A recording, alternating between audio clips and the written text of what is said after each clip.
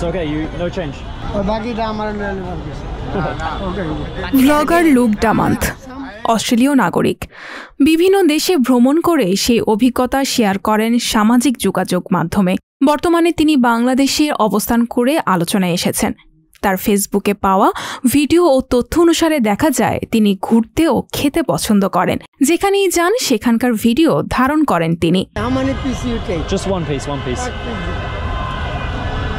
সম্প্রতি রাজধানী কারওয়ান বাজারে একটি ভ্রাম্যমাণ খাবারের দোকানে খেতে আসেন লুক ডামান্থ। সেখানে কালু মিয়া নামের 60 বছর বয়সী এক বৃদ্ধের সঙ্গে কথা হয় তার। কালু মিয়া ডামান্থকে দোভাষী হিসেবে সহযোগিতা করেন।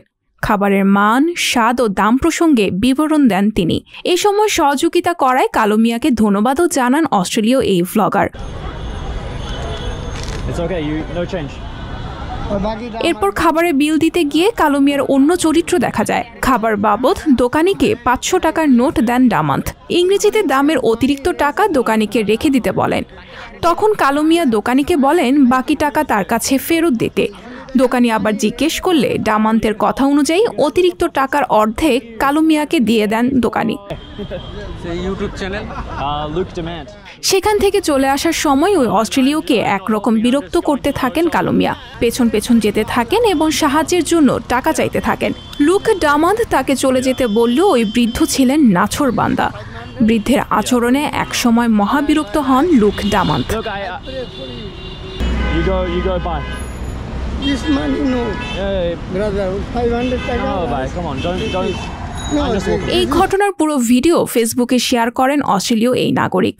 পোস্টের ক্যাপশনে তিনি লেখেন, avoid this man in Bangladesh. এরপর অসংখ্য বাংলাদেশি তার পোস্টে ওই বৃদ্ধের আচরণের জন্য দুঃখ প্রকাশ করেন।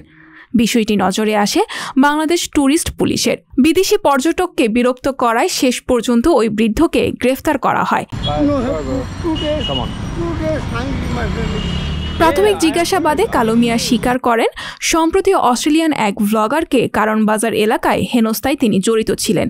এই ধরনের কাজ এর আগেও তিনি করেছেন। তার গ্রামের বাড়ি মাদারীপুরে। তিনি তার কাজের জন্য ক্ষমা চেয়েছেন।